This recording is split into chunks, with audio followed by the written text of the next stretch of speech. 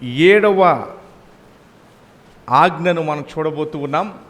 గడిచిన కొద్ది వారాలుగా మరి 10 ఆజ్ఞలను మనం చదువుతూ ఉన్నాం. మరి అందరూ కూడా చక్కగా ఫాలో అవుతున్నారు. 10 ఆజ్ఞలను మనము చూసాము. 6వ ఆజ్ఞ ముగించుకుని 7వ ఆజ్ఞలోనికి మనం వచ్చాము. మరి నిర్గమకాండము 20వ అధ్యాయంలో నుంచి దేవుని వాక్యాన్ని మనం చదువుకోబోతున్నాం. దయచేసి అందరూ కూడా బైబిల్లో చూడాలి. ప్రస్తుత 21వ శతాబ్దానికి ఎంతో చాలా ప్రాముఖ్యమైన ఆజ్ఞది. 14వ వచనము 20వ అధ్యాయము, వ్యభిచరింపకూడదు. ఈ మాట మరి చాలా ఎక్కడో మరి చాలా తక్కువ బోధించబడుతూ ఉంది. అయితే ఇది ఎక్కువ వినిపించబడాలి. వాస్తవం ఏంటంటే ఇది తక్కువ బోధించబడుతుంది, కానీ ఇది ఎక్కువ వినిపించబడాలి. ఇది చాలా చాలా ప్రాముఖ్యమైన మాట. ఈరోజు మనం చూడబోతూ ఉన్నాం. వ్యభిచరింపకూడదు. జనరల్గా మీ అందరికీ కూడా ఒక అవగాహన ఉంది. వ్యభిచరింపకూడదు అనే మాట గురించి మీ అందరికీ కూడా ఒక అవగాహన ఉంది. ఓకే, వ్యభిచరింపకూడదు అనేది నాకు తెలుసు అనే ఒక అవగాహన మీకు ఉంది. అయితే దయచేసి గమనించండి, బైబిల్ గ్రంథము ఒక వచనాన్ని మీకు జ్ఞాపకం చేస్తూ ఉన్న ప్రతి ఆజ్ఞలో కూడా, దేవా నీ ధర్మోపదేశము అపరిమితమైనది, పరిమితమైనది కాదు. మరి వ్యభిచరింపకూడదంటే చాలామంది ఇది మేము చెయ్యట్లేదు అనే కోణంలో చూస్తూ ఎస్కేప్ అవుతూ ఉన్నారు. ఈ పాపము మేము చేయట్లేదు, ఈ ఆజ్ఞను మేము ఉల్లంఘించట్లేదని చెప్పి కేవలము వారికి నచ్చిన కోణంలో చూసి, ఓకే ఇది మేము చేయట్లేదు, మేము ఈ యొక్క ఆజ్ఞను ఉల్లంఘించట్లేదు, మేము వ్యభిచరింపట్లేదు అన్న విషయాన్ని ఒక కోణంలో చూసి వారు ఎస్కేప్ అవుతూ ఉన్నారు. అయితే మంచిదే, ఆ తప్పిదము మీరు చేయకపోతే. అయితే వాక్యంలో నుంచి ఈరోజు దాని గురించి మనం చూడబోతూ ఉన్నాము. దయచేసి గమనించండి. మరి 20వ అధ్యాయం 4వ వచనంలో మనం చూసాము. బైబిలు స్పష్టంగా ఒక విషయాన్ని మనకు తెలియజేస్తుంది. అదేంటంటే వివాహాన్ని చాలా ఘనంగా ఎంచుతుంది బైబిల్ గ్రంథం. మరి పెళ్లి చేసుకున్న వారికి ఈ యొక్క వచనం వర్తిస్తుంది. ఇంకా వివాహము కాని వారికి కూడా ఈ యొక్క వచనము వర్తిస్తుంది. దయచేసి గమనించండి. వివాహము అన్ని విషయాల్లో గల ఘనమైనది. దయచేసి గమనించండి. మరి దేవుడు వివాహాన్ని, వివాహ బంధాన్ని చాలా ప్రాముఖ్యంగా ఎంచుతున్నాడు. ఆ వచనం తర్వాత ఇంకో మాట ఏముంటుందంటే, పాను పంట నిష్కలంకముగా ఉండాలి అంట. అంటే ఏ డాగు ఏ మచ్చ ఉండకూడదు. దాన్ని వివరిస్తాను, బాగా గమనించండి. దేవుని యొక్క ఉద్దేశం ఏంటంటే, వివాహం వైపు, వివాహానికి ముందు కానీ వివాహానికి తర్వాత కానీ దేవుడు ఏదైతే మీకు ఏర్పాటు చేసిన భార్య ఉందో పురుషులకి, అలానే స్త్రీలకు భర్త ఉన్నాడు. వివాహానికి ముందు కానీ, పెళ్ళికి ముందు కానీ, పెళ్ళికి తర్వాత కానీ దేవుడు ఎవరినైతే మీకు ఇచ్చాడో వారి యందే మీరు సంతోషించి ఆనందించాలి. కానీ పరు స్త్రీని కానీ పరు పురుషుడు వైపు కానీ మీ యొక్క ఆనందము ఆ పరుల దగ్గర నుంచి రాకూడదు. దేవుడు ఎవరినైతే మీకు ఇచ్చాడో దాన్ని ఏమంటారంటే lawful wife or lawful husband. దయచేసి గమనించండి. మీ యొక్క ఆనందము చూడండి, వివాహానికి ముందు కానీ వివాహానికి తర్వాత కానీ, వివాహానికి ముందేమో భార్య కొరకు కనిపెట్టాలి. దేవుడు మీకు ఇచ్చే వ్యక్తి కొరకు కనిపెట్టాలి. అంత మాత్రమే కాదు, మీ యొక్క పరిశుద్ధతను మీరు కాపాడుకోవాలి. సో వ్యభిచారము అంటే ఏంటంటే, వివాహానికి ముందు కానీ తర్వాత కానీ దేవుడు మీకు ఇవ్వబడిన వ్యక్తి తప్ప మరి ఏ వ్యక్తి కూడా నీ భార్య స్థానాన్ని తీసుకోకూడదు. అది ఆలోచనలో కానివ్వండి, అది మాటల్లో కానివ్వండి, వ్యవహారంలో కానివ్వండి, ఏ విషయంలో కానీ నీ యొక్క భార్య తప్ప మరి ఏ స్త్రీను అలానే ఏ పురుషుడును కూడా నీ భార్య యొక్క స్థానాన్ని కానీ నీ భర్త యొక్క స్థానాన్ని కానీ తీసుకొనకూడదు. మీకు విషయం తెలుసా, అన్ని పాపముల కన్నా ఈ పాపాన్ని దేవుడు చాలా ప్రత్యేక దృష్టితో చూస్తూ ఉన్నాడు. అది ఎందుకో నేను మీకు వివరిస్తాను, దయచేసి గమనించండి. బైబిల్ గ్రంథంలో వివాహానికి చాలా అత్యంత ప్రాముఖ్యత ఇచ్చారు. వివాహము ఏదో అల్లాటప్పాగా దేవుడు చూడలా. వివాహం ఏదో మరి లోకము చూస్తున్నట్టుగా ఏదో కామెడీగా దేవుడు చూడట్లా, ఏదో వినోదంగా దేవుడు చూడట్లేదు. చాలా సందర్భాల్లో వివాహం ఎందుకు చేసుకుంటారంటే భర్త ఏమో భార్య అవసరాలు తీర్చాలని, భార్య ఏమో భర్త అవసరాలు తీర్చాలని ఒకరి కొరకు ఒకరు వివాహం చేసుకుంటారు. అందులో కొంచెం వాస్తవం ఉన్నా అది ప్రధాన కారణం కాకూడదు. దయచేసి గమనించండి. మొట్టమొదటి పెళ్ళి ఏ పాస్టర్ గారు చేశారు, పేరు చెప్తారా? దేవుడే చేశాడు మొట్టమొదటి పెళ్ళి. మ్యారేజ్ అనే ఒక వ్యవస్థను దేవుడు ఏర్పాటు చేశాడు. ఏర్పాటు చేసి అవ్వకును ఆదాముకును దానికి చాలా ప్రాముఖ్యతను దేవుడు ఇచ్చాడు. ఎందుకు ప్రాముఖ్యత ఇచ్చాడంటే దేవుడు భార్య భర్తల్ని పోల్స్తూ వివరించాడు. ఏముని పోల్చాడు తెలుసా? భార్య ఏమో సంఘము, భర్త ఏమో యేసుక్రీస్తు లాగా పోల్చాడు. అంటే యేసుప్రభు వారు ఎలాగైతే ప్రేమించారో సంఘాన్ని, ఆ రీతిగా ప్రతి భర్త తన భార్యని ప్రేమించాలి. అంటే ప్రాణం పెట్టేంతగా ప్రేమించాలి. అది బైబిల్ ఇస్తున్న ప్రిన్సిపల్. అలానే భార్య కూడా భర్త వైపు, భర్త మాట వినుచు అత్యంత నమ్మకముగా భార్య వ్యవహరించాలి, జీవించాలి. ఇది దేవుడు భార్య భర్తలకు ఇచ్చిన ఇదొక రూలు, గైడెన్స్. దయచేసి గమనించండి. ఇందాక మీకు వివరించాను ఏంటి వ్యభిచారం అంటే, వివరించాను మీకు. దయచేసి బాగా గమనించండి. వివాహానికి ముందు కానీ వివాహానికి తర్వాత కానీ నీకు ఇవ్వబడిన వ్యక్తితో తప్ప మరి ఏ వ్యక్తితోనూ మీరు ఎటువంటి సంబంధం కలిగినా బైబిల్ దాన్ని వ్యభిచారం అని పిలుస్తూ ఉన్నది. మీకు ఒక వచనాన్ని మీకు చూపిస్తాను, చూడండి. సామెతల గ్రంథము 6వ అధ్యాయము 32వ వచనం. సామెతల గ్రంథము 6వ అధ్యాయము 32వ వచనాన్ని ఈరోజు మనం చూడబోతున్నాం. ఈరోజు వర్తమానము చాలా ప్రాముఖ్యము. ఎందుకంటే ప్రస్తుత సమాజము ఈ యొక్క విషయాన్ని చాలా లైట్గా తీసుకుంటుంది. ఇంకొంతమంది ఏమో యవనస్తులు అయితే దీన్ని ఎంజాయ్మెంట్ అనుకుంటున్నారు. భార్య కొరకు ఎదురు చూడకుండా మరి కాలేజీల్లోనే, కొన్ని సందర్భాల్లో మరి స్కూళ్ళల్లోనే వారు ప్రేమలో పడుతూ ఒకదాని తర్వాత ఇంకొక ప్రేమ అలా ఒకదాని తర్వాత ఒకటి. మరి దీనికి ఎవరు చెప్పేవారు లేరు. తల్లిదండ్రులు మరి చెప్పిన వినే పరిస్థితిలో లేకపోయింది.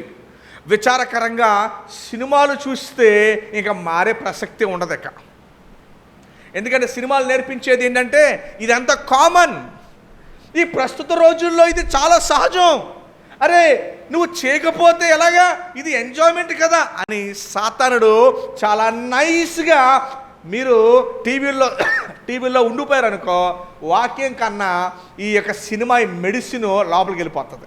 జారత్వము అనే మాట ఉంది. జారత్వం అంటే మరలా ఇదే అర్థం వస్తుంది. వివాహానికి ముందు మరి వివాహానికి తర్వాత కానీ భార్య కాని వ్యక్తితో మరి ఫ్లర్టింగ్ అని అంటారు, ఇంగ్లీష్లో ఫ్లర్టింగ్ అని అంటారు. వివాహం వరకు ఎదురు చూడాలి, దేవుడిచ్చే వ్యక్తి కొరకు ఎదురు చూడాలి. దేవుడిచ్చే వ్యక్తిని బట్టే నువ్వు సంతోషించాలి. వచ్చిన మనం చూడబోతున్నాం ఈరోజు. దాని చూడండి 32వ వచనం. జారత్వము జరిగించువాడు కేవలము బుద్ధిశూన్యుడు. జారత్వం అని మీకు చెప్పాను కదా. వివాహానికి బయట పురుషుడు స్త్రీతో కానీ, స్త్రీ పురుషుడితో కానీ, వివాహానికి బయట ఎవరైతే మరి ఆ భార్య ఎందుకు కాకుండా వేరే వాళ్ళు ఎందుకు సంతోషిస్తారో దయచేసి గమనించండి. వ్యభిచారం అనే ఈ యొక్క పాపము అది ఎలాంటి నష్టాన్ని చేకూరుస్తుందో మీకు వివరిస్తాను నేను. ఒక భక్తుడి జీవితంలో కూడా మనం చూడబోతున్నాము, వచనాల్లో కూడా చూస్తాం. దయచేసి గమనించండి. మనం చాలా సందర్భాల్లో దీన్ని ఎంజాయ్మెంట్ అని చెప్పి చాలా లైట్గా తీసుకుంటాము. కానీ దేవుడు దాన్ని చాలా సీరియస్గా చూస్తూ నీ ఆర్థిక వ్యవస్థ ఎలా నష్టపోతావు, నీ ఆరోగ్యము, నీ కుటుంబం ఎలా మూడిట్లో నష్టపోతారు. దయచేసి గమనించండి. నీ ఆర్థిక వ్యవస్థలో నష్టపోతారు ఎప్పుడైతే జారత్వము, ఎప్పుడైతే వ్యభిచారము నీ యొక్క జీవితంలోకి వస్తుందో. మీరు ఎట్లా నష్టపోతారో బైబిల్ చెప్తుంది. ఆర్థికంగా నష్టపోతారు. 2, మీ ఆరోగ్యపరంగా నష్టపోతారు. 3, కుటుంబ పరంగా నష్టపోతారు. ఈ 3 నష్టపోవడం మీకు ఇష్టమేనా? దయచేసి గమనించిన బైబిల్ చెప్తుంది, నీకివ్వబడిన భర్త తప్ప, నీకివ్వబడిన భార్య తప్ప మరి ఏ ఒక్కరిలో మీరు సంతోషించినను జారత్వము జరిగించేవాడు కేవలం బుద్ధిశూన్యుడు. తర్వాత లైన్ చూడండి. ఆ కార్యము చేయవాడు తన సొంత నాశనాన్ని తను కోరుతూ ఉన్నాడు. జారత్వం జరిగించేవాడు కేవలం బుద్ధిశూన్యుడు. చూడండి, చాలామంది ఆ జారత్వం చేసేవాడికి బుర్ర పని చేయదు. అందుకనే ఇంగ్లీష్లో ఒక సామెత ఉంది, లవ్ ఈస్ బ్లైండ్ అంట. ఏంటది? లవ్ ఏంటంట? వాళ్ళు నిజమే చెప్పారు వాళ్ళు. బైబిల్ అదే చెప్తుంది ఇక్కడ. వాస్తవం కూడా అదే. లవ్ ఈస్ బ్లైండ్ అంటే ఏంటి? బుర్ర పని చేయదు. కళ్ళు కనపడవు, బుర్ర పని చేయదు. 6వ సెన్స్ ఉంటుంది మనుషుడికి. పశువులకి 5 ఉంటాయి కానీ 6వది సెన్స్, 6th సెన్స్ అంటారు. ఆ 6th సెన్స్ పని చేయదంట. అదవుతుందండి అందరికీ. ఏం చేస్తున్నాడో తెలియదంట. తల్లిదండ్రుల మాట కూడా ఎండక, ఇంక ఎలా ప్రవర్తిస్తాడో తెలియదు. ఇక నువ్వు అమ్మాయిని చేసుకోవద్దండి, నేను చచ్చిపోతాను. నేను నువ్వు అబ్బాయిని చేసుకోవద్దు, నేను కోసేసుకుంటాను. నేను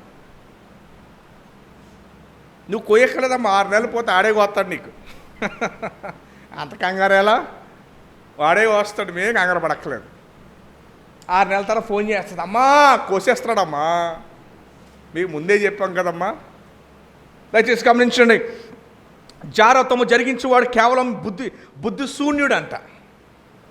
ఈ కార్యము చేయవాడు స్వనాశనాన్ని కోరువాడే. సో పెళ్ళి కాని వారు ఏం చేయాలి? ఎదురు చూడాలి. ఏం చేయాలమ్మా? పెళ్ళి కాని వారు ఏం చేయాలి? దేవుడు నీకు ఇవ్వబోయే భార్య కొరకు ఎదురు చూడాలి తప్ప నువ్వు వెతికించుకోకూడదు. వెళ్ళిపోయి కొంతమంది కుర్రోళ్ళు ప్రతి వీధిలో తిరిగేస్తూ ఉంటారు. బళ్ళు వేసుకు రై తిరిగేస్తూ ఉంటారు వీధుల్లో. ఎరా బాబు ఇక్కడ కనపడటం ఏంటంటే, ఏం లేదని మామూలుగా వచ్చే ఫ్రెండ్ ఉంటే, ఈ వీధిలో నీ ఫ్రెండ్ ఎవడున్నాడు రా అంటే, వేరే ఫ్రెండ్ అది. అరే బుర్ర పనిచేయదు, ఇంట్లో వాడు మాట ఉండవు, చదువు అటకెక్కేస్తుంది, జీవితం ఉండదు, ఓ సంపాదన ఉండదు. దయచేసి గమనించిన బైబిల్ ఏం చెప్తుందో. ఇంకా కింద వచ్చిన చూడండి, 33వ వచనం చూడండి. అలాంటి జారత్వము చేసేవాడి పరిస్థితి ఏంటో చూడండి. వాడు దెబ్బలకును, దేనికంట? దెబ్బలకును అవమానమునకును పాత్రుడవుతాడంట. చూసారా ఎంత దారుణమో? ఏమండి, కప్పకి వేడి నీళ్ళు ఎత్తే బుడుంగమని బడి దూకెత్తదంట. కానీ అదే చల్లనీటిలో వేసి కింద మంటెడితే అందులోనే ఆ వేడిలో చచ్చిపోద్దంట. సాతానుడు కూడా అలాగే వేస్తాడు మీకు. మనం నూతులో కప్పల్లాగా ఉండి ఇదే ప్రపంచం అనుకుంటే కింద మంట ఎడతాడు, ఆ మంటకి మనం చచ్చిపోతాం చివరికి. అందుకని బైబిల్ చెప్తుంది, ఎవరైతే భార్య పెళ్ళికి ముందు, వివాహానికి ముందు ఎవరైతే దేవుడిచ్చే భార్య కొరకు ఎదురు చూడకుండా అటు ఇటు తిరుగుతారో, దయచేసి గమనించండి, బైబిల్ చెప్తుంది నీ భార్య ఎడలే నువ్వు సంతోషించాలి. చాలామంది ఏం చేస్తారు? లవ్ చేసి తీసుకుంటారు. ఏమండి, ఇంకోటి చేసేస్తారు, ఇంకోళ్ళని పెళ్లి చేసుకుంటారు. దయచేసి ఎప్పుడు అలా చేయకూడదు. అలాగా దేవుడు ఇచ్చేంతవరకు వెయిట్ చేయాలి. దేవుడు భార్యనిచ్చిన తర్వాత ఆమె వద్దే నువ్వు సంతోషించాలి తప్ప మరి అటు ఇటు దిక్కులు చూడకూడదు. దాన్ని దేవుడు వ్యభిచారంగా పిలుస్తున్నాడు. అయితే వ్యభిచారం యొక్క పర్యావస్థానం చాలా దారుణంగా ఉంది. అదేంటో తెలుసా? దెబ్బలు, అవమానాలంట. ఏం తగులుతాయి అంటే దెబ్బలు అంటే ఒంటి దెబ్బలు అవసరం లేదు, రకరకాలుగా తగులుతాయి దెబ్బలు. వ్యాపారం ఎలా ఉంది సంవత్సరం? ఈ సంవత్సరం బాగా దెబ్బ తినేసానండి. ఏ దెబ్బది? ఆర్థిక దెబ్బ. దయచేసి గమనించిన బైబిల్ చెప్తుంది, వాడు ఏం తింటాడంట? దెబ్బలో అవమానానికి పాత్రుడంట. వానికి కలుగు అపకీర్తి ఎన్నటికీ తొలగిపోదంట. ఒక అతను టీవీలో దొరికేశాడు, పోతుందా అపకీర్తిక? అపకీర్తి పోతుందా? ఆడి జీవితకాలం ఆడి గురించి మాకు తెలిసిన బోల్ చాలా అయిపోయింది, మాకు తెలిసిలేక చెప్పునా. ఏమండి, మీకు ఒక బైబిల్లో ఒక క్లాసిక్ వచ్చినాన్ని మీకు వ్యక్తిని చూపిస్తాను. ఆయన పేరు దావీదు. ఆయన పేరేంటండి? దావీదు గురించి బైబిల్ ఏం రాయబడి ఉందంటే, దేవుని హృదయానుసారుడు అంట. దేవుని హృదయానికి దగ్గరగా ఉన్నవాడు.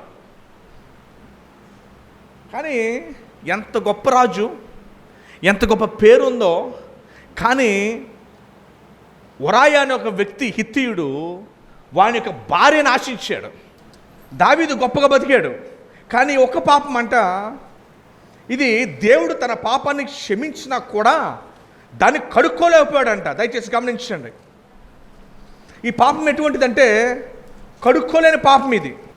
చూడండి దావీదు గురించి ఏం చెప్పండి. దావీదు చనిపోయిన తర్వాత తన సమాధి మీద ఏం రాయబడింది చూడండి. దాదాపుగా దావీదు హిత్తీయుడైన ఉరాయా సంతతి యందు తప్ప, ఈ మాట జ్ఞాపకం చేసుకోండి. ఏ విషయంలో తప్ప? తను ఎప్పుడైతే బెత్షెబాను తను లాక్కున్నాడో, పొరుగువారి భార్యను ఆశించాడో, ఆ విషయంలో తప్ప తన జీవిత దినములన్నీ యెహోవా దృష్టికి యథార్థముగా నడుచుకొనుచు, యెహోవా అతనికిచ్చిన ఆజ్ఞలలో దేని విషయమందు కూడా అతడు తప్పుకోకుండాను గనుక, ఏ విషయంలో కూడా దావీదు తప్పుకోలేదు, కానీ ఏ విషయంలో కూడా దావీదు తప్పులో నడుచుకోలేదు, కానీ ఒకే ఒక్క విషయంలో నడుచుకున్నాడు తప్పుగాను. ఏ విషయంలోది?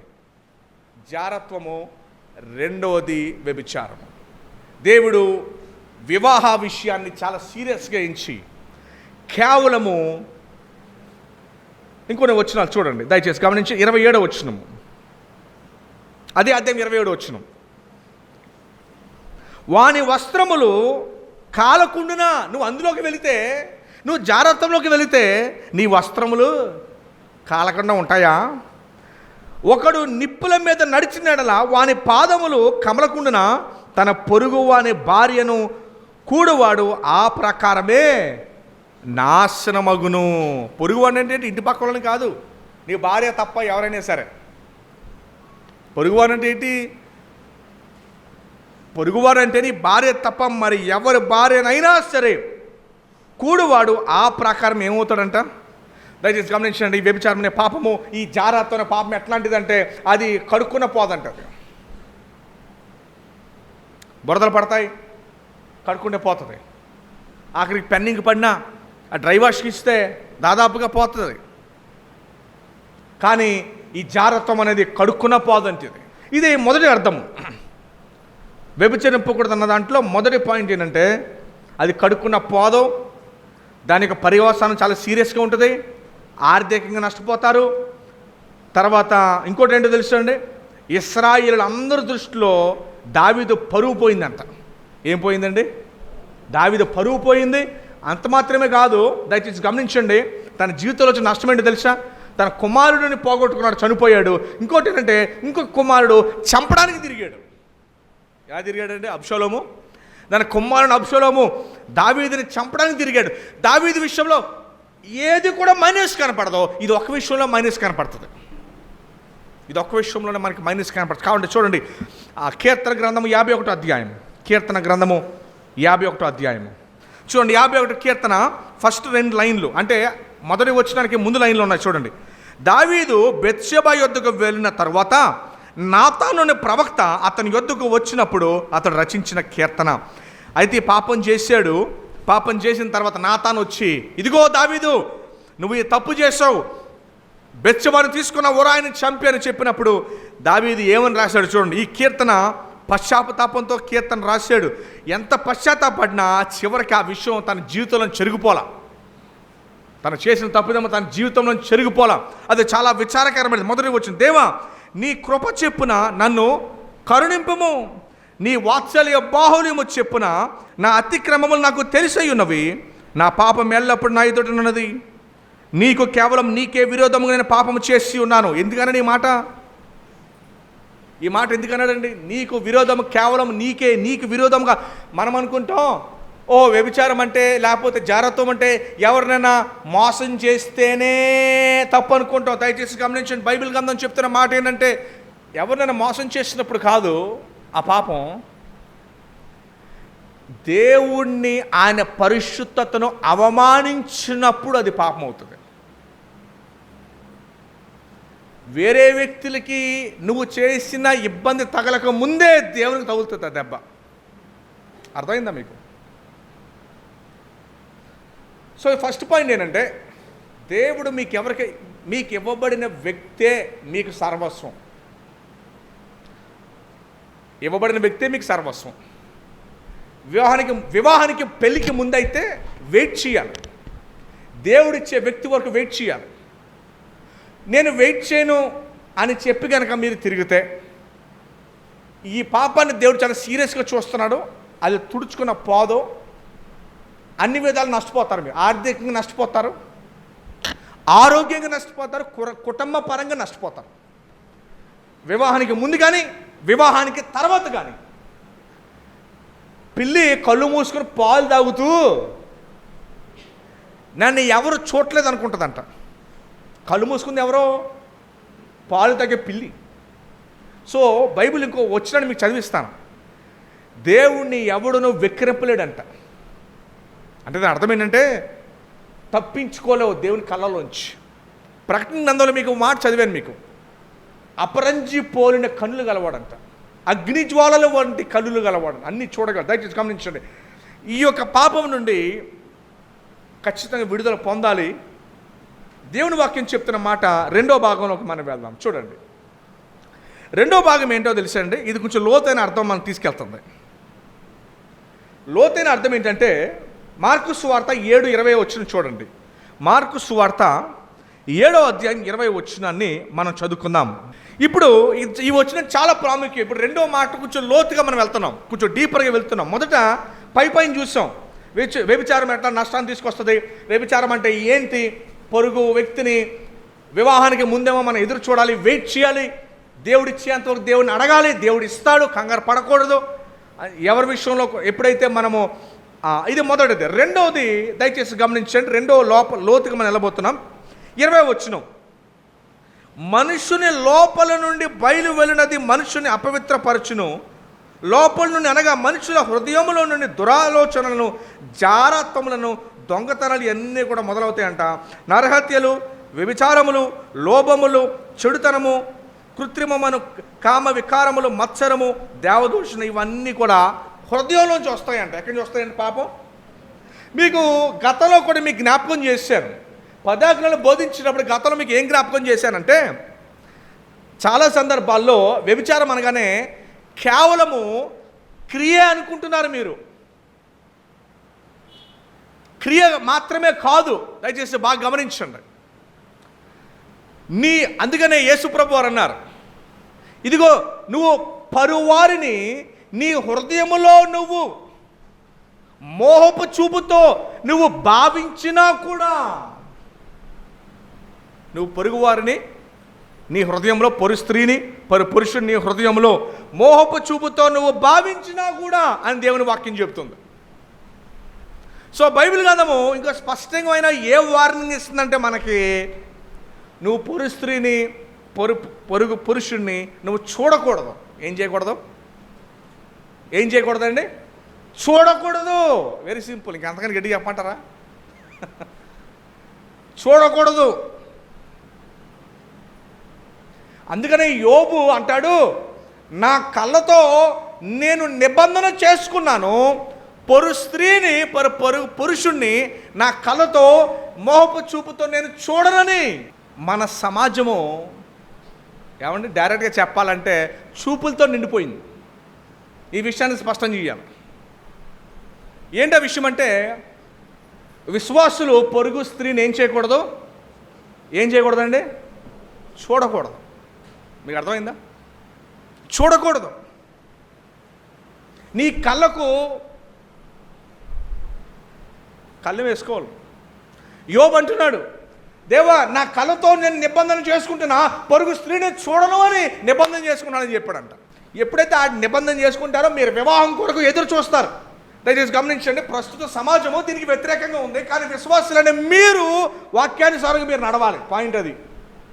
ప్రస్తుత సమాజము, ఈ లోకము, ఈ సినిమా ప్రపంచం, ఈ ఫోను, ఈ టీవీలు, ఈ స్నేహాలు దీనికి వ్యతిరేకంగా ఉంది. అందుకని ప్రపంచంలో ఇంత నష్టాన్ని మనం చూస్తున్నాం. విషయం ఏంటి తెలుసా? వారు ఊబిలో మునిగిపోతూ కూడా మేము మునిగిపోతున్న విషయం కూడా తెలియదు వాళ్ళకి. ఆ నష్టాలు అనుభవిస్తున్నా, ఆ యొక్క ఇబ్బందులు కష్టాలు అనుభవిస్తున్నా, అరే మేము చేస్తున్న తప్పు ఇది కరెక్ట్ కాదేమో అని వారికి చెప్పేవాడు లేడు. ఆ గ్రహింపు లేదు. బైబిల్ చెప్తుంది రోమా 3లో, దేవుని వెతుకువాడు ఒకడును లేడు, అసలు గ్రహించువాడు ఎవడునూ లేడు, అందరూ త్రోవ తప్పి పనికి మాలిన వారైరి. ఏమైపోయారంట? త్రోవ తప్పి ఏమైపోయారు? పనికి మాలిన వాళ్ళు అయిపోయారంట. డబ్బులు సంపాదించడం గొప్ప విషయం కాదు. దేవుని దృష్టిలో పరిశుద్ధతగా ఉండటము ప్రాముఖ్యం. మన లోకం ఏమనుకుంటుంది? డబ్బులు సంపాదిస్తాను ఇంకేంటి, నాకేం కావాలి, దేవుడు కావాలి, దేవుడు అవసరం నాకు, ఇంకేంటి, నాకు మనీ ఉంది, నాకు డబ్బులు ఉన్నాయి చాలు నాకు. No no no no no లోకం ఎవరిని గొప్పగించుతుందంటే, ఆడిగేట్రా డబ్బులు సంపాదిస్తున్నాడో, ఏదైనా చేయించాడు, ఏదైనా చేయించా. దేవుడు ఊరుకుంటాడా ఏదైనా చేస్తే? దయచేసి గమనించండి. ఇప్పుడు మొదటిది మనం చూసాము. రెండవది లోతైన అర్థం ఏంటంటే నీ హృదయములో. దయచేసి గమనించండి. వివాహానికి ముందు డైరెక్ట్గా చెప్తున్నాను, కొన్ని విషయాలు చెప్పాలి కనుక ఏం మాట్లాడు. ఫోన్లు, నీకు ఇవ్వబడని వ్యక్తితో ఫోన్లు మాట్లాడుకోకూడదు. నీకు ఇవ్వబడని వ్యక్తితో ఏం మాట్లాడకూడదు? ఫోన్లు. ఏటికి ఏం మాట్లాడకూడదు? నీకు ఇవ్వబడని వ్యక్తితో నువ్వేం మాట్లాడకూడదు. నీకు కేవలం వివాహం అయితే నీ భార్యతో మాత్రమే. అర్థమైందండి? మరి పాస్టర్ గారు మరి వాళ్ళ చేస్తేనే, వాళ్ళ చేత ఏం చేస్తా? ఫోన్ స్విచ్ ఆఫ్ చేసేయి. వాళ్ళ చేత ఏం చేస్తా పెట్టి? బుద్ధి లేదు ఆ ప్రశ్న అడిగిదాకా అసలు. దయచేసి గమనించండి. ఫోన్లు మాట్లాడటం కానివ్వండి, సరసోక్తులు. ఏమండి?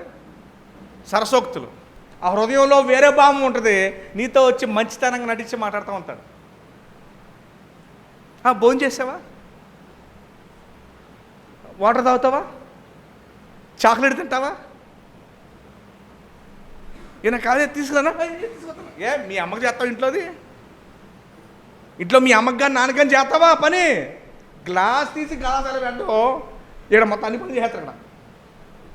ఏమంటే ఇంట్లో దమ్ముడే పని చేయరు. కానీ కొంతమంది ఉన్నారు తెలిసి బాగా, వీళ్ళ ఇంట్లో ఏం సార్ పక్కింట్లోకి మొత్తం అన్ని పని చేస్తారు. సో మొదటి విషయంలో మీకు ఏం చెప్పానంటే, వ్యభిచారం నష్టాన్ని తీసుకొస్తుంది. మీ ఆర్థిక మూలాన్ని కొడుతుంది, మీ ఆరోగ్య పరిస్థితిని కొడుతుంది. మూడవది మీ కుటుంబాన్ని కొడుతుంది. ఇంకోటి మనశ్శాంతి లేకుండా చేస్తుంది, నెమ్మది లేకుండా చేస్తుంది. చివరికి మిమ్మల్ని మరణము దాకా తీసుకెళ్తుంది. సంసోను చాలా గొప్పవాడు, బలవంతుడు, ప్రవక్త, న్యాయాధిపతి. ఏమైపోయాడు? ప్రవక్తుల్లో కానీ న్యాయాధిపతుల్లో కానీ ఎవరైనా చనిపోయారు అలాగ బైబిల్ గ్రంథంలో? ఎవరైనా? అందరూ వృద్ధాప్యంలోనే చనిపోయారు. యేసుప్రభు కొరకు హతసాక్షులైన వారు మినహా ఎవరు కూడా. చూసారా?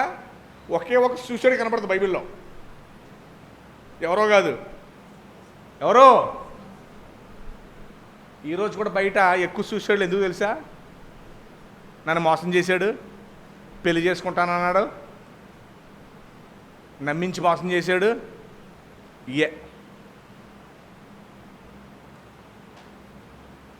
ఒకప్పుడు 10 ఏళ్ళ క్రితం పెద్ద ఇష్యూ ఇది.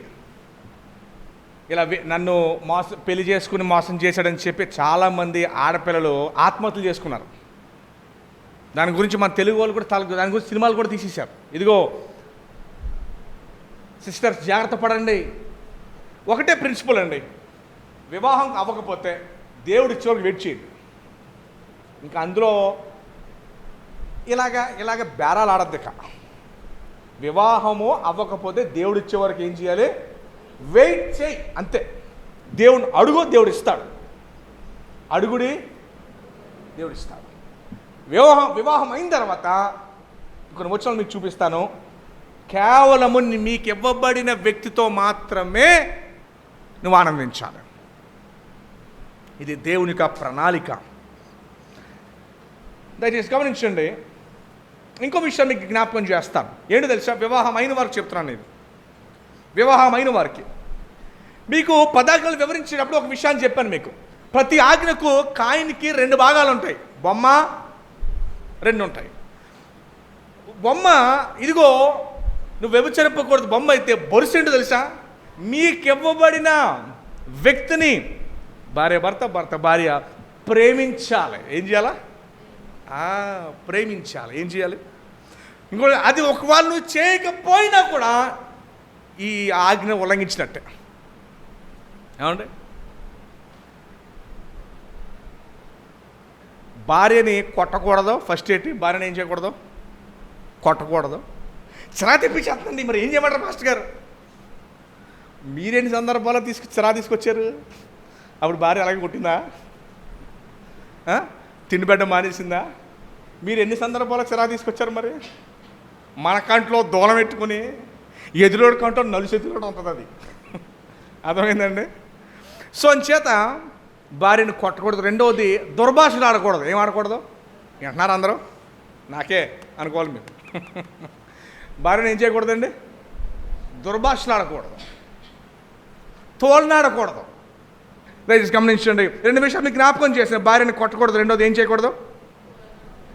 దుర్భాషలు ఆడకూడదు. ఏం చేయకూడదండి? దుర్భాషలు ఆడకూడదు. ఎందుకంటే బైబిల్ చెప్తుంది, భార్య బలహీనమైన ఘట్టం కనుక ప్రతి విషయంలో మీరు ఆవిడ్ని నేర్పిస్తూ ఉండాలి, ప్రేమతో నేర్పిస్తూ ఉండాలి, జ్ఞానం కలిగి నేర్పిస్తూ ఉండాలి. మరి దేవుడు అట్లాంటి భార్య నీకు ఇచ్చినప్పుడు మరి వేరే వ్యక్తిని జీవితంలోకి రావచ్చా? బైబిల్ చెప్తుంది ఊహలోకి కూడా రాకూడదంట. ఎలా రాకూడదు? ఇది డైరెక్ట్గా వస్తేనే కాదు, ఊహలోకి వచ్చినా కూడా దేవుడు దాన్ని అలానే చూస్తూ ఉన్నాడు. దయచేసి గమనించి మరలా చెప్తాను, ఈ తరం వారికి ఈ విషయాలు అర్థం కావు. ఈ తరం వారు బైబిల్ చెప్తుంది. చదువుతాను చూడండి. రోమిలకు రాసిన పత్రిక అందరూ ఒకసారి ఓపెన్ చేద్దాం. రోమిలకు రాసిన పత్రిక 3వ అధ్యాయం నూతన నిబంధన గ్రంథంలోనే 11వ వచనం. నీతిమంతుడు లేడు, ఒకడును లేడు, గ్రహించువాడు ఎవడునూ లేడు, దేవుని వెతుకువాడు ఎవడునూ లేడు, అందరూ త్రోవ తప్పి ఏకముగా పనికి మాలిన వారేరి, మేలు చేయువాడు లేడు, ఒక్కడనూ లేడు. వాడు గొంతుగా తెరచిన సమాధి, తమ నాలుకతో మోసము చేయుదురు. వారి పెదవుల క్రింద విషసర్పమున్నది, వారి నోట నుండి శపించడి పగియున్నవి, రక్తము చిందించుటకు వారి పాదములు పరిగెత్తుచున్నవి. ఎవడైనా బండి మేంచి పడిపోతే లేపుతాకి ఎవడు రాడు. ఇద్దరు కొట్టుకుంటే మాత్రం బళ్ళి నాపి చూస్తుంటారు కదా. వారి రక్తాన్ని చిందించడానికి వాళ్ళ కాళ్ళు ఏమవుతున్నాయంట? పరిగెడుతున్నాయంట. ఏమి లేదు ఆ వ్యక్తికి, పేదవాడిగా ఉన్నాడు, బండి దిగు 10 రూపాయలు ఇస్తారా? లేదు. ఇది ప్రస్తుత సమాజం గురించి మాట్లాడుతున్నది. తర్వాత ఇంకొక డౌట్ కూడా మీకు క్లియర్ చేయాలి నేను. అదేంటో తెలుసా? పాస్టర్ గారు మరి ఒకేసారి కట్ చేసేయమంటారా? ఈ వర్తమానం చెప్పిన తర్వాత వెంటనే కట్ చేసేయమంటారా పాస్టర్ గారు? పాపాన్ని నువ్వు వెంటనే చంపకపోతే అది నిన్ను చంపేస్తుంది. బైబిల్ చెప్పే డైరెక్ట్ ఆన్సర్ ఏంటంటే ఎస్, వెంటనే కట్ చేసేయాలి. ఇప్పుడు నీ కుదరకపోతే వీలైనంత తొందరగా కట్ చేసేయాలి. బైబిల్ చెప్తుంది నీ భర్త కొరకు ఎదురు చూడాలి, నీ భార్య కొరకు ఎదురు చూడాలి. బైబిల్ చెప్తుంది నీకు ఇవ్వబడిన భర్త భార్య మాత్రమే నీకు ఫైనల్. ఇంకో విషయం కూడా మీకు జ్ఞాపకం చేస్తా. బైబిల్ గ్రంథము డైవర్స్ తీసుకోవడానికి కూడా ఒప్పుకోవట్లా. మత్తయి సువార్త 5:32 చూద్దాం. 32వ వచనం. నేను మీతో చెప్పినదేమనగా, వ్యభిచార కారణమును బట్టి కాక తన భార్యను విడనాడు ప్రతివాడును ఆమెను వ్యభిచారిణిగా చేయుచున్నాడు. బైబిల్ చెప్తుంది భార్యను ఏ కారణం చేత కూడా విడిచిపెట్టకూడదు. ఇది మోషే ధర్మశాస్త్రం బట్టి ఇవ్వబడింది. యేసుప్రభు వారు మోషే ధర్మశాస్త్రాన్ని వివరిస్తూ, నేను ఎలాగైతే మిమ్మల్ని క్షమించానో మీ భార్యను కూడా ప్రతి విషయం బట్టి క్షమించాలి. దేవుడు కలిపింది ఏ నరుడు కూడా వేరు చేయకూడదు. మీ ఇద్దరితో కలిపి కూడా. ఏ నరుడు అంటే బయటోడే కాదని, మీ ఇద్దరు కూడా మెయిన్, మీ ఇద్దరు కూడా నరులే కనుక దేవుడు జతపరిచింది ఏ నరుడు వేరు చేయకూడదు. నరుడు అంటే భర్త వేరు చేయకూడదు, భార్య కూడా వేరు చేయకూడదు. వేరు అవినా కూడా దానికి వ్యభిచారంతో దేవుడు దానికి కొలుస్తున్నాడు. దేవుడు మిమ్మల్ని ఒకసారి మ్యారేజ్ చేశారు, మేడ్ ఇన్ హెవెన్ అంటారు. ఎంతమంది విన్నారా మాట? దాని ఒక అర్థం ఏంటంటే దేవుడు ఏర్పాటు చేసిన దానిని అలాగే ఉంచాలి. ఎలా ఉంచాలి చూడండి. 2 కాగితాలు, ఇలాంటి కాగితాలు 2 తీసామనుకోండి, మార్కెట్లో 5 రూపాయలకి ఫెవిక్విక్ అమ్ముతారు. ఎంత? ఫెవిక్విక్ ప్యాకెట్ ఉంటుంది.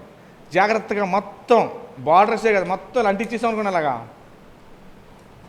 ఇలా అంటించేస్తే మీరు చచ్చినా దాన్ని విడదీయలేరు ఎప్పటికే. తీగలరారని ఫెవిక్విక్ అంటించేతలాగా ఫెవిక్విక్ తీయలేకపోతే దేవుడు అంటే ఎవరు తీయగలరు? ఒకవేళ మీరు తీయడానికి ప్రయత్నిస్తే రెండు చిరిగిపోతాయి. మీకు అర్థమైందా? ఒకవేళ అంటించిన దాన్ని విడదీయడానికి ప్రయత్నిస్తే రెండు మంచిగా రావు. ఏమవుతాయి? రెండు చిరు అంటే రెండు జీవితాలు నష్టపోతాయి. రెండు జీవితాలు. చాలామంది తొందరపడి నిర్ణయాలు తీసుకుంటారు. విషయం ఏంటో తెలుసా? రెండు కూడా దయచేసి గమనించండి. ఇది డివోర్స్ విషయంలోనే కాదు. నీ వివాహానికి ముందు నువ్వు ఒకరిని ఆశించినా, వివాహానికి తర్వాత ఆశించినా నీ జీవితాలుగా అయిపోతుంది. ముగ్గురిది అయిపోతుంది, నలుగురిది అయిపోతుంది, ఐదుగురిది అయిపోతుంది, ఆరుగురిది అయిపోతుంది, అలాగే అయిపోతుంది. ముంబైలో 6 months ఒక పెద్ద ఇండస్ట్రీలో, ఫ్యాక్టరీలో ఇంటర్న్షిప్కి వెళ్ళారు. ప్రాజెక్ట్ వర్క్ అంటారు. Projects last 6 months project work చేయాలి, దాన్ని సబ్మిట్ చేయాలి. ఏమండి, 6 వెళ్తే వాళ్ళు ఏం చేశారన్నారు? వెళ్ళిన వాళ్ళు కుదురుగా ఉండక కొన్ని వ్యభిచార గృహాలకు వెళ్ళారు. వాళ్ళు 6 నెలల ప్రాజెక్ట్ అయిపోయింది, ఇంటికి వచ్చేసారు. వింటున్నారని అందరూ? ఇంటికి వచ్చేసిన తర్వాత ఈ కుర్రోడు తరచుగా అనారోగ్యం పడడం మొదలెట్టాడు. వాళ్ళ ఇంట్లో చెల్లికి పెళ్ళి ఫిక్స్ అయ్యింది. తిరునెల్వేలి, చెన్నైకి ఒక 2 గంటలు ఎంత దూరం ఉంటుంది. పెళ్ళి ఫిక్స్ అయితే ఈ కుర్రోడికి బాగా ఆ తిరునెల్వేలిలో బాగా సిక్ అయితే పెళ్లి టైంకి 4 రోజులు పెళ్ళి ఉందనగా అందరూ పెళ్లి హడావుల్లో ఉన్నారు. మనోడు హాస్పిటల్లో జాయిన్ అయితే బ్లడ్ టెస్ట్ చేసుకుంటే HIV పాజిటివ్ అని తేలింది. ఈ విషయం నిమిషాల మీదుగా మొత్తం అందరికీ పాకుపోయి పెళ్ళి కూడా క్యాన్సిల్ అయిపోయింది. ఆ పెళ్ళి క్యాన్సిల్ అయిపోయి మనోడికి వచ్చిన బ్లడ్ రిపోర్ట్ షాక్లో మనోడు సూసైడ్ చేసేసుకున్నాడు. తల్లి చెల్లెలు మిగిలిపోయారు. ఇందాక మీకు మాట చెప్పాను, కొన్ని తుడుచుకుంటే పోతాయి. జారత్వం, వ్యభిచారం రెండు తుడుచుకున్న పోదాం, ఆ మచ్చలు ఉండిపోద్ది అప్పటికి. అందుకనే బైబిల్ గ్రంథం దాని విషయంలో చాలా స్పష్టంగా చెబుతుంది. ఈ వర్తమానం అయిన తర్వాత మనలో రావాల్సిన పరివర్తన ఏంటంటే, ఏ ఉన్నా వాటిని కట్ చేసేసి, 2 నువ్వు వెళ్ళేటప్పుడు ఒకటే గుర్తుపెట్టుకో, పెళ్ళి కాకపోతే భర్త కొరకు, భార్య కొరకు ఎదురు చూడాలి. వివాహం అయితే కనుక నాకు ఇవ్వబడిన వ్యక్తి నాకు సర్వస్వం, నేను అటు ఇటు నేను చూడను. అది చాలా నష్టాన్ని తీసుకొస్తుంది. మీకు తెలియకపోవచ్చు, రెండు తగులుతాయంట. ఏం తగులుతాయి? 2 ఏంటి? ఒకటి ఏంటిది? దెబ్బలో, ఇంకోటి ఏంటండి? అవమానం. 2 వస్తాయంట. ఏమొస్తాయి? ఈ విషయంలో కనుక మీరు ఉల్లంఘిస్తే 2 వస్తాయి. మొదటిది ఏంటి? మీకు దెబ్బలు తగులుతాయి. రెండోది ఏమొస్తుంది? అవమానం వస్తుంది. చివరిగా మనం ఫినిష్ చేసుకోబోతున్నాము. దీనివల్ల వచ్చే పెనాల్టీ ఏంటో చూడండి ఒకసారి. ఒకే వచనం చదువుతాను. లేవికాండం 20:10. పరుని భార్యతో వ్యభిచరించిన వానికి. మళ్ళా చెప్తాను, పరుడు అంటే పక్కింటోళ్ళు ఎదుంటోళ్ళు కాదు. పరుడు అంటే నీ భార్య కాకపోతే ఎవరైనా పరే. ఓకేనండి, మళ్ళీ స్పష్టం చేస్తారు. కంటిన్యూ చేయండి అమ్మా. అనగా తన పొరుగువాని భార్యతో వ్యభిచరించిన వానికి ఆ వ్యభిచారినికి ఇద్దరికి మరణశిక్ష విధింపవలెను. దేవుడు దాన్ని ఎలా చూస్తున్నాడు? ఏ శిక్ష అంట? బతుకున్నామంటే కారణం ఏంటి తెలుసా? మరణశిక్ష యేసు ప్రభువు వారు పొందారు నీ నిమిత్తమై. బ్రతుకున్నామంటే కారణం ఏంటంటే ఆ మరణశిక్ష మీ నిమిత్తమై యేసు ప్రభువు వారు ఆయన శిలువలో వెళ్ళి ఆయన మరణము పొందాడు. అయితే ఈరోజు దేవుని సన్నిధిలో క్షమాపణ నొంది, బైబిల్ చెప్తుంది తన పాపములు ఒప్పుకున్న వాడిని దేవుడు క్షమిస్తాడని చెప్తున్నాడు. ఒకవేళ ఈ తప్పిదం మీరు చేసి ఉంటే, ప్రభువా నా మీదకి కానీ, నా కుటుంబం మీదకి కానీ నష్టం కానీ కష్టం కానీ రాకూడదు, నా తప్పిదముల వల్ల నా పిల్లలు నష్టపోకూడదు మరి ముఖ్యంగా, అంచేత నీ యొక్క ఉగ్రతను మా మీదకి రానివ్వద్దు అని మీరు నిర్ణయించుకొని ప్రభు సన్నిధిలో దయచేసి అందరం కూడా మోకరించి ప్రార్థన చేద్దాం.